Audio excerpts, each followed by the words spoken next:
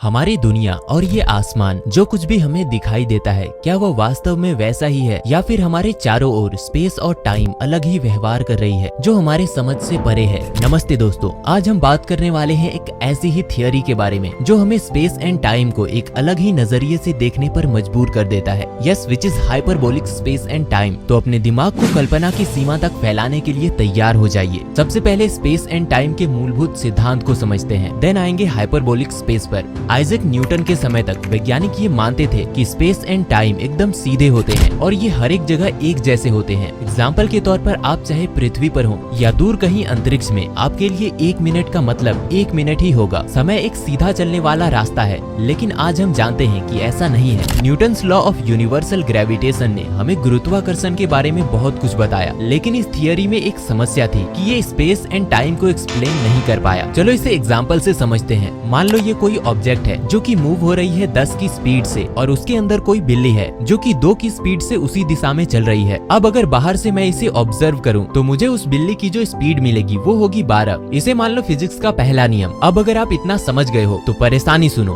Physics का दूसरा नियम, लाइट की स्पीड होती है 3 लाख किलोमीटर प्रति सेकेंड। सेम चीज अगर हम एज्यूम करें और उस ऑब्जेक्ट में एक लाइट लगा दें जो 10 किलोमीटर पर सेकेंड की स्पीड से चल रही है, तो ऑब्जर्वर को लाइट की स्पीड 3 लाख 10 किलोमीटर पर सेकेंड दिखनी चाहिए। लेकिन हमारे न्यूटन चचा ने कहा मीडियम कोई भी हो, लाइट की स्पीड नहीं बदलेगी। यानी एक नियम कुछ और कहता है और दूसरा नियम कुछ और ही। नाउ यहाँ न्यूटन्स के दो नियमों ने एक दूसरे पर ही बंदूक तान दी। तब एंट्री हुई आइंस्टीन चचा की। अल्बर्ट आइंस्टीन ने अपने जनरल थियोरी ऑफ रिलेटिविटी से सब कुछ बदल कर रख दिया। इस थियोरी ने हमें बताया कि ग्रेविटेशन स्पेस एंड टाइम के कर्वेचर के कारण उत्पन्न होता है। जिसके बाद ये प्रसिद्ध समीकरण आया E=mc², जिसने हमें बताया कि एनर्जी एंड मास दोनों एक ही चीज है। और आइंस्टीन ने ये प्रूव करके दिखाया कि स्पेस एंड टाइम वास्तव में एक दूसरे से जुड़े हुए हैं और वे गुरुत्वाकर्षण के प्रभाव से मुड़ सकते हैं। इस नई समझ ने हमें सिखाया कि हमारे चारों ओर का ब्रह्मांड सीधा और सपाट नहीं है, बल्कि यह एक जटिल और घुमावदार संरचना है। हम कॉमन लाइफ में यूक्लिडियन स्पेस से परिचित हैं, जहाँ पैरेलल लाइन कभी नहीं मिलती है और ट्रायंगल के एंगल्स का सम हमेशा 180 डिग्री होता है। बट क्या हो अगर मैं कहूँ कि एक ऐसी भी दुनिया है जहाँ पैरेलल लाइन्स डिस्ट्रैक्ट होती है और एंगल्स का सम हमेशा 180 डिग्री से कम होता है। ये थियोरी हमारे आम समझ से बिल्कुल विपरीत है। खैर जो भी हो, लेकिन हाइपरबोलिक स्पेस का ब्रह्मांड से क्या संबंध है? वेल, एस्ट्रोनॉमर्स लंबे समय से ये सोचते आ रहे हैं कि हमारे ब्रह्मांड का वास्तविक आकार क्या है। क्या यह प्लेन है, स्फेरिकल है या कुछ और ही?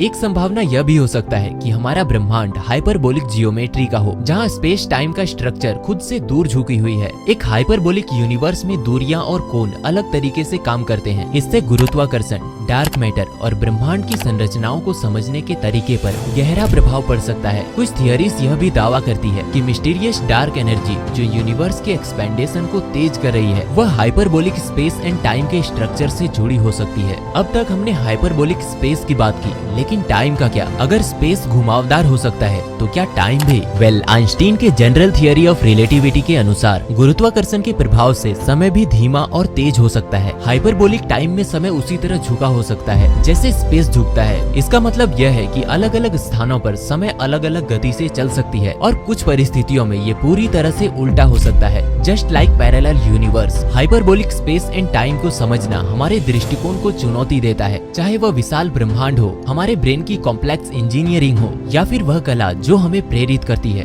ये सभी हाइपरबोलिक जियोमेट्री दिखाती है कि दुनिया शॉकिंग एंड मिस्टीरियस चीजों से भरी पड़ी है। ब्रह्मांड में छिपे हुए आयाम जो खोजे जाने की प्रतीक्षा कर रही है, और ये सभी चीजें जो हमें ये सोचने पर मजबूर कर देता है कि क्या सच में ब्रह्मांड वैसा ही है जैसा हम सोचते हैं या बात कुछ और ही है। कहीं ऐसा तो नहीं कि हमारी दुनिया भी किसी AI कंप्यूटर सिमुलेशन की ही तरह है, बिल्कुल इस मूवी की तरह, जहां हमें कोई कंट्रोल तो कर रहा है परंतु हमें इस बात की भनक तक नहीं। तो अगली बार जब आप रात के आसमान की ओर देखें तो ये याद रखिए, ये चमकते सितारे और आसमान जितना खूबसूरत दिखाई देता है, शायद उतना ही डरावना भी है। हमारे साथ ब्रह्मांड के इस अजीबोगरीब यात्रा पर आने के लिए आपका धन्यवाद। अगर आपको ये वीडियो पसंद आया तो इसे एक लाइक करें। मैं मिलता हूँ आपसे विज्ञान के एक नए रोमांचक वीडियो में। तब तक के लिए आसमान की ओर देखते रहें और आश्चर्य करते रहें।